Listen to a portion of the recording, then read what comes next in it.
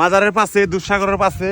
দেখেন কমসে কম এনে 50 বিঘা জায়গা বাঁশ দিয়ে একদম বরিয়া করে দেখেন প্যান্ডেল বানায় রাখছে আর কি। খালি তিরপল দিব উপরে আর এনে খের দিব। তো ভিডিওটা বেশি বেশি শেয়ার করবেন।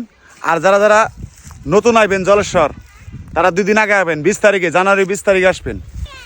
তো সবাই আসবেন। আর আমার পিছনে দেখতেছেন এক ভাই আছে, আরও এখানে বিশাল বড় প্যান্ডেল আছে, দেখতে পারলেন তো। কমসে কম 50 বিঘা জায়গা প্যান্ডেল করছে, মানে তিরপল দেয় আর কি। আর এই প্যান্ডেলটা কোন জায়গায় করছে আপনারা ভিডিওটা সম্পূর্ণ দেখলে বুঝতে পারবেন। ভাইজান, এই প্যান্ডেলটা কোন জায়গায় করছে? প্যান্ডেলটা হলো আপনার পীরবাড়ি দুধসাগরের পেছনে।